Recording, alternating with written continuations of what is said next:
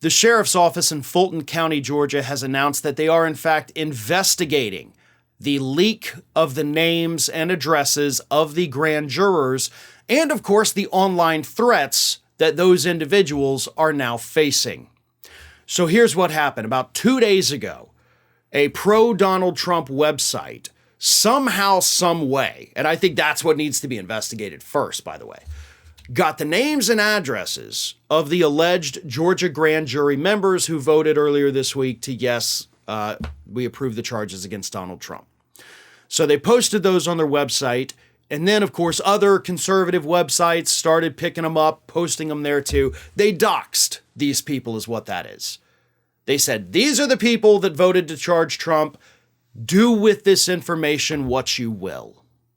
And it went as expected. These jurors are now getting death threats. These jurors are getting harassing phone calls. People may be showing up at their homes because they do have their addresses. So the sheriff's office is investigating this, but as I said, it's not just we need to investigate the people making the threats. Obviously, we need to do that. We had one crazy MAGA supporter from Texas this week arrested for calling in a threat to kill Judge Tanya Chutkan. She has been arrested. She also, by the way, threatened to kill Democratic Representative Sheila Jackson Lee, all the Democrats in Washington, D.C., and the members of the LGBTQ community.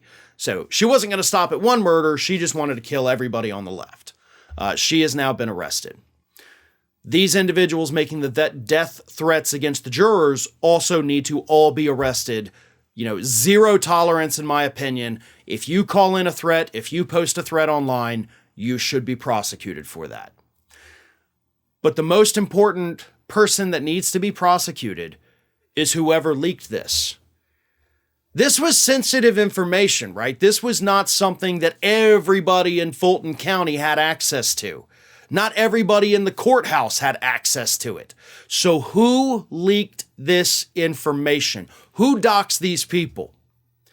Who sent it out to a conservative journalist, if you want to call him that?